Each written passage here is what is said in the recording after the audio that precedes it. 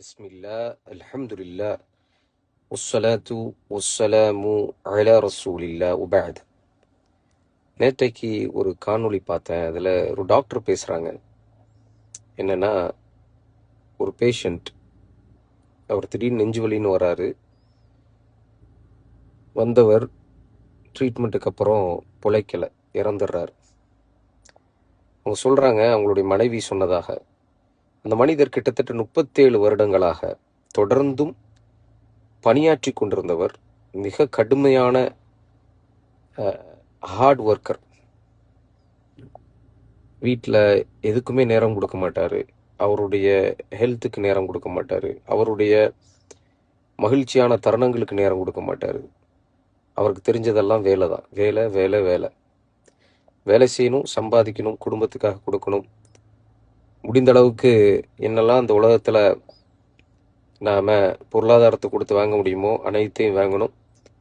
ஒரு காலம் வரும், நாம் செட்டில் ஆக வேண்டிய காலம் வரும். அந்த நேரத்தில் நம்ம ரெஸ்ட் எடுத்துக்கலாம். இந்த எண்ணத்தோடையே ஓடிக்கொண்டிருக்கக்கூடியவர் 37 ஆண்டுகளுக்கு பிறகு ரெஸ்ட் எடுக்கலாம் அப்படின்னு ரிட்டையர் ஆகிறார். கொஞ்ச நாள்லேயே தன்னுடைய மனைவி கூட சந்தோஷமான தருணங்களை கழிக்க வேண்டும் என்று நினைத்த, குடும்பத்தோடு இருக்க வேண்டும் என்று நினைத்த அந்த மனிதர் இறந்துடுறார். இதில் நிறைய படிப்பினைகள் நமக்கு இருக்கின்றன.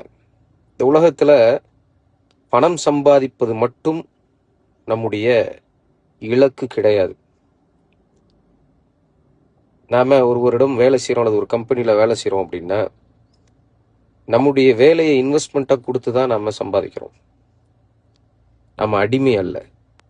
நமக்கு சில உணர்வுகள் இருக்குது, நமக்கும் சில வேலைகள் இருக்குது, நமக்கு குடும்பம் இருக்குது, நம்மளை பார்த்து கொள்ள வேண்டிய விஷயம் இருக்குது. அஸ் அ முஸ்லீம், ஒரு முஸ்லீமாக நமக்கு இந்த உலகம் மட்டும் முக்கியம் கிடையாது, மறுமை இருக்குது. அது ரொம்ப ரொம்ப முக்கியமானது. இன்னைக்கு முஸ்லீம்களில் பலர், அதுவும் கல்ஃபில் ஒர்க் பண்ணிட்டு இருக்கக்கூடியவங்க, குடும்பத்தை விட்டுட்டு வாழ்க்கையை ஊரில் தொலைச்சிட்டு இங்கே வந்து வெறுமனை சம்பாதிச்சு குடும்பத்துக்கு அனுப்புறதுல மட்டுமே சந்தோஷத்தை பார்க்குறாங்க. அதுவும் லோ ப்ரொஃபைலில் ஒர்க் பண்ணக்கூடிய எத்தனையோ பேரை நம்ம பார்த்துருக்குறோம். ரொம்ப கஷ்டப்பட்டு வேலை பார்க்கக்கூடியவங்களா இருப்பாங்க. பல மணி நேரம் வேலை பார்க்கக்கூடியவர்கள். தண்ணீர் கூட சரியாக குடிக்க மாட்டாங்க, சரியாக சாப்பிட மாட்டாங்க. நல்ல ஆரோக்கியமான சாப்பாடை சாப்பிட்டே அவங்களுக்கு பல நாளாக இருக்கும்.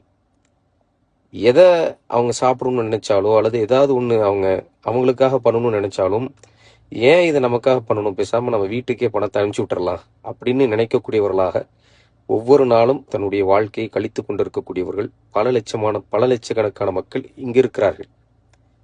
வளைகுடா நாடுகளில் இருக்கிறாங்க. அவங்களுக்கு அவங்களுடைய உடல் ஆரோக்கியத்தை பற்றி எந்த ஒரு கவலையும் கிடையாது. அதிலும் பலர் கெட்ட பழக்கங்களோடு இருப்பார்கள். புகைப்பிடிக்கக்கூடியவர்களாக, போயிலை பயன்படுத்தக்கூடியவர்களாக, இப்படி பல கெட்ட பழக்கம் வேற இருக்கும். உணவும் சரி இருக்காது, தூக்கமும் சரி இருக்காது, கெட்ட பழக்கங்களும் இருக்கும். அவர் சம்பாதிக்கக்கூடிய பணத்தை வீட்டுக்கு அனுப்புறாருங்கிற சந்தோஷம் மட்டும்தான் இருக்கும்.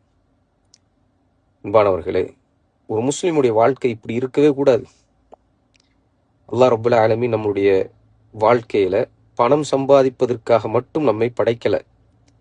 பணம் சம்பாதிப்பது ஒரு பகுதி. அந்த பணம் சம்பாதித்த அந்த சம்பாத்தியத்தை கொண்டு, ஹலாலாக நாம் உழைத்து சம்பாதித்ததை கொண்டு நம்முடைய குடும்பத்துக்கு கொடுப்பது அப்படிங்கிறது ஒரு பகுதி. இருந்தாலும் கூட நமக்கு நிறைய விஷயங்கள் இருக்குது. நம்மளுடைய மனைவிக்கு நேரம் கொடுக்கறதும் இபாதத், நம்மளுடைய குடும்பத்தை தர்பியத் செய்யறதும் இபாதத், நம்ம மீது உள்ள கடமை. நம்மளுடைய உடலை ஆரோக்கியமாக பார்த்துக் கொள்வதும் நம் மீது உள்ள கடமை. சமூகத்துக்கு நாம செயல்படுவதும் நம்முடைய கடமை. அல்லாஹ் சுப்ஹானஹு வ தஆலாவுக்காக இபாதத்துல நேரம் ஒதுக்குவதும் நம்முடைய கடமை. இப்படி பல விஷயங்கள் இருக்குது. பணம் சம்பாதிப்பது மட்டும் அல்ல. நான் சொன்ன அந்த ஒரு நிகழ்வு நான் சொன்னேன் இல்லையா, 37 வருடங்கள் இருந்தும் சம்பாதித்து பிறகு குடும்பத்தோடு வாழணும்னு நினைக்கும் மரணம் வந்துடுதுன்னு. எத்தனையோ பேருக்கு நம்மளுடைய சமூகத்தில் அப்படித்தான்.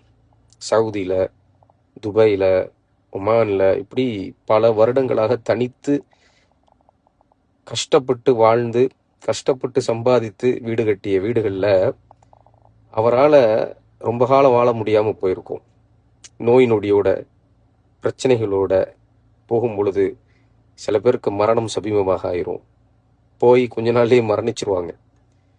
ஸோ இந்த வாழ்க்கையில் நம்மளை பார்த்துக்கிறது ரொம்ப ரொம்ப அவசியமானது. நாளைக்கு என்னுடைய வாழ்க்கை என்ன ஆகும்? நான் அல்லாஹ் சுப்ஹானஹு வ தஆலா கேட்டால் என்ன பதில் சொல்லுவேன்? என்னுடைய மனைவிக்கு நான் கொடுக்க வேண்டிய உரிமையை கொடுத்துட்டேனா? என்னுடைய பிள்ளைகளுக்கு நான் கொடுக்க வேண்டிய உரிமையை கொடுத்துட்டேனா? என்னுடைய பொருளாதாரத்தை நான் பிறருக்கு சதக்கா செய்யணுமே, அதை சரியா செஞ்சனா? நான் குடும்பத்தோடு வாழ்ந்து குடும்பத்தை தர்பியத் செய்யணுமே, ஒழுங்குபடுத்தணுமே, அதை நான் செய்தேனா? வெறுமன பணம் சம்பாதிப்பதற்காக மட்டும் ஓடிக்கொண்டிருந்தால் என்னுடைய நிலை என்ன என்பதை சிந்திக்கணும். பணம் சம்பாதிப்பது முக்கியம்தான், இல்லைன்னு சொல்ல வரல. ஆனால் அது மட்டும்தான் முக்கியமா? யோசிக்கணும். இன்னும் எத்தனை காலத்துக்கு நாம குடும்பத்தை பிரிந்து, உடலை சரியா பார்த்துக்காம, நம்மளுடைய ஆரோக்கியத்தை சரியா பார்த்துக்காம, கண்டதையும் சாப்பிட்டுட்டு, வாழ்க்கையில எந்த ஒரு லட்சியம் இல்லாம, எந்த ஒரு இலக்கும் இல்லாம, எந்த ஒரு சமூக பொறுப்பும் இல்லாம, இப்படியே நம்ம இருந்துட்டு கொஞ்ச காலம் கடைசியில போய் ஊர்ல போய் வாழ்ந்துட்டு மரணிக்கிறது, அது ஒரு வாழ்க்கையா? இது எத்தனை காலம் போகும்? இது ஒரு லெகசியா? இந்த மாதிரியான சுவடுகளை தான் நம்மளுடைய பின்னாடி வரக்கூடிய நம்மளுடைய பிள்ளைகளுக்கு நம்ம விட்டு செல்றோமா? யோசிச்சு பாருங்க. ஆகவே இந்த நிலை மாற வேண்டும். படித்தவர்கள் கூட அப்படித்தான் இருக்கிறோம். பணம் பணம் பணம் பணம். வேலை செய்யக்கூடிய ஆஃபீஸ்ல கூட உடல் ஆரோக்கியத்தை பற்றிலாம் நமக்கு சிந்தனையே கிடையாது. எதை பற்றி நமக்கு சிந்தனை கிடையாது. வேலை பார்க்கணும். நமக்கு நிறைய ப்ரெஷர் இருக்குது, குடும்ப ரீதியான அழுத்தங்கள் இருக்குது, நம்ம வேலை பார்த்தே ஆக வேண்டும் என்ற அழுத்தம் இருக்குது. இப்படி பல ரீதியான விஷயங்கள் இருக்கின்றது. இதுக்காக மட்டும் நாம் படைக்கப்படலைங்கிறத நம்ம எல்லோருமே புரிந்து கொள்ள வேண்டும். அஸ் அ ஃபேமிலியா, ஒரு குடும்பமா, தாய் தந்தையர்கள்ல இருந்து எல்லோருமே புரிந்து கொள்ள வேண்டும். தன்னுடைய பிள்ளை என்பவன் பணம் சம்பாதிப்பதற்காக மட்டும் அல்லாஹ்வினால் படைக்கப்பட்டவன் அல்ல. அவனுக்கு ஒரு வாழ்க்கை இருக்கு, அவனுக்கு ஒரு சந்தோஷம் இருக்கு, அவனுக்கு ஒரு மகிழ்ச்சி இருக்குது, அவனுக்கு இபாதத் இருக்குது, அவனுக்கு ஒரு தேடுதல் இருக்குது. அவனுடைய வாழ்க்கையில சில முடிவுகள் எடுக்கிறதுக்கு உரிமை படைச்சவனா இருக்கிறான். இதெல்லாம் தாய் தந்தையர்கள் புரிஞ்சுக்கணும், பிள்ளைகள் புரிஞ்சுக்கணும். சுப்ஹானல்லாஹ். அல்லாஹ் ரப்பல் ஆலமீன் இந்த மரணம் அப்படிங்கக்கூடிய ஒன்றை கொண்டு படிப்பினைகளை தருவானாக. நம்முடைய வாழ்க்கையில மரணம் சமீபமாக இருக்கின்றது, நம்மளுடைய கடமைகளை முடித்து கொண்டிருக்கிறோமா, சரியா இருக்கிறோமா அப்படிங்கிறத நாம திருப்பி திருப்பி நாம பார்க்க வேண்டிய சூழல் இருக்குது. ஏன்னா மரணம் வந்ததுக்கு பிறகு கொஞ்ச நாள் டைம் தாயா அல்லாஹ். சிலரெல்லாம் வேலை வேலை வேலைன்னு தொழுகை கூட விட்டுருவாங்க. அல்லாஹ் நம்மளை பாதுகாக்கணும். இபாதத்து கூட மறந்த ஒரு வேலை, என்ன வேலை, அப்படி ஒரு பொருளாதாரம், என்ன பொருளாதாரம் அப்படிங்கிறத நம்ம சிந்திக்கிறதே இல்லை. அல்லாஹ் சுப்ஹானஹு வ தஆலா பாதுகாக்கணும்.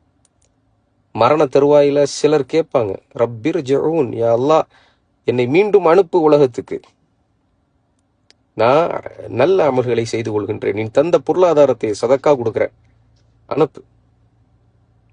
இலா அஜலின் கரீப், ஒரு குறிப்பிட்ட காலம், ஒரு கொஞ்ச காலமாவது என்னை அனுப்பு யா அல்லாஹ், இந்த உலகத்துல நல்லபடியாக வாழ்ந்துட்டு வரேன்னு சொல்லிட்டு கெஞ்சுவாங்க. ஆனால் அந்த வாய்ப்பு கொடுக்கப்படாது. இந்த உண்மையை புரிந்து சரியான முறையில் நமக்கு வழங்கப்பட்டிருக்கக்கூடிய வாய்ப்பை பயன்படுத்தி அல்லாஹ்வுக்காக நாம் வாழ வேண்டும். அல்லாஹுடைய தூதர் முஹம்மது ஸல்லல்லாஹு அலைஹி வஸல்லம் வழிகாட்டிய முறையில் ஒரு வாழ்க்கையை வாழ வேண்டும். தொழுகையோடும், குர்ஆனோடும், இபாதத்தோடும், குடும்பத்தோடும் நல்ல ஹலாலான ஒரு வாழ்க்கையை வாழ்வதற்கு நாம் முயற்சி செய்ய வேண்டும். அப்படியான ஒரு வாழ்க்கையோடு நாம் மரணிக்க வேண்டும். அல்லாஹ் சுப்ஹானஹு வ தஆலா தௌஃபீக் செய்யட்டும்.